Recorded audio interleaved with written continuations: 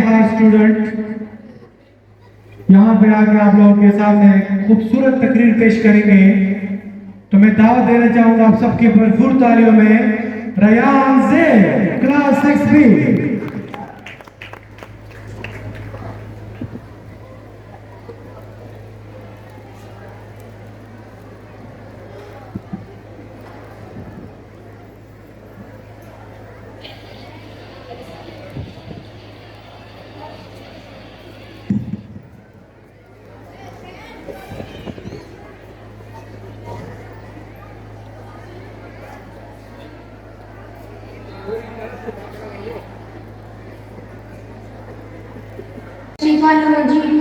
بسم الله الرحمن الرحيم رب اشرح لي صدري ويسر لي امري واحلل عقدة من لساني وافقهوا قولي صدق الله العظيم۔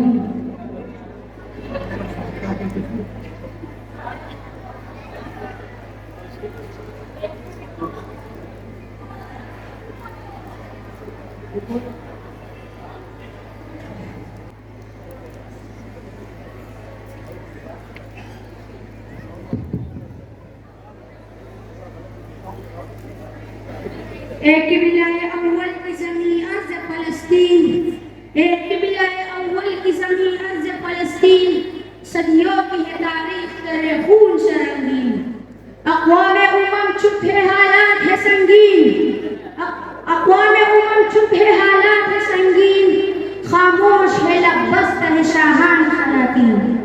جناب صدر، معزز اساتذہ کرام اور میرے عزیز ساتھیوں، السلام علیکم ورحمۃ اللہ وبرکاتہ۔ میرے آج کے تقریر کا عنوان ہے فلسطین۔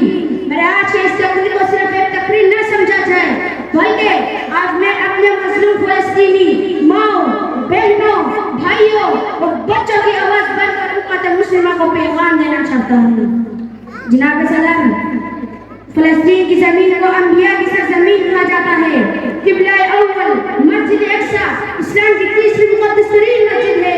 یہی وجہ ہے کہ بیت المقدس کے لیے آل اسلام کے دلوں میں عقیدت اور ایک خاص مقام ہے۔ مگر افسوس، آج دہشت گرد اسرائیل نے انبیاء کی سرزمین کو لہو لہان کر دیا۔ آج اہل غزہ جس ظلم اور بربریت کا شکار ہے، انہیں دیکھ کر خون کے آنسو ہوتا ہے۔ جناب صدر، آج دل بہت دکھا ہوا ہے۔ ان معصوم فلسطینی بچوں کی چیخیں میرے کانوں میں گونج رہی ہے۔ وہ درد سے تڑپ رہے ہیں، وہ بھوک سے مر رہے ہیں۔ ان کے اسکولوں کو تباہ کر دیا گیا، ان کے گھروں کو مٹی کے ڈھیر بنا دیے گئے، ان کے سروں سے ماں باپ کا سایہ چھینا گیا، ان کے خواب ریزہ ریزہ ہو گئے۔ وہ چیخ چیخ کر امت مسلمہ کے اقبال کو پکار رہے ہیں، أين أنتم يا جنود المسلمين؟ أين أنتم يا جنود المسلمين؟ اے مسلمان کے لشکروں، کہاں تم؟ لماذا لا تساعدنا؟ تم ہماری مدد کو کیوں نہیں آ رہے؟ علی یاتی غوری، کیا آپ کے غوری نہیں آئے گا؟ علی یاتی محمد بن قاسم، کیا آپ کے محمد بن قاسم نہیں آئے گا؟ بیت المقدس کی دیواریں پکار رہی ہے، دیکھو مجھے بچانے کو ایوبی نہیں آ رہا۔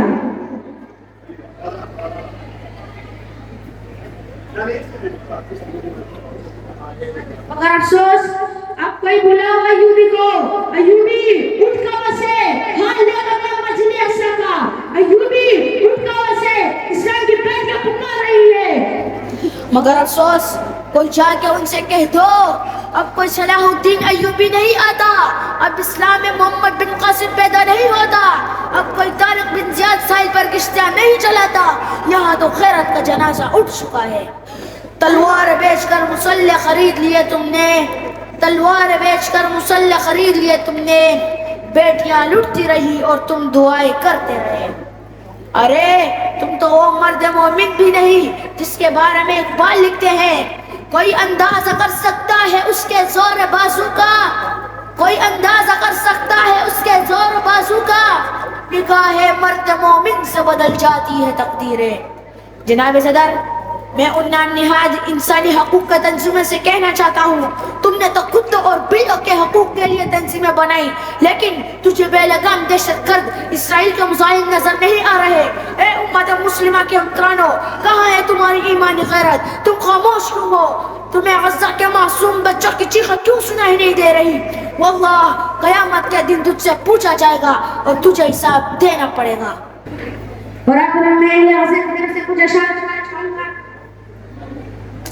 ارباب اختیار سے کہہ دو یہ عزم کیا ہے ہم سب نے جو حق کے مقابل آئے گا ہم اس کو مٹا کر دم لیں گے. ہم ایک خدا کے قائل ہیں بندہ کے ہر دل توڑ دیں گے. ہم حق کے نشان ہیں دنیا میں یہ باطل کو مٹا کر دم لیں گے.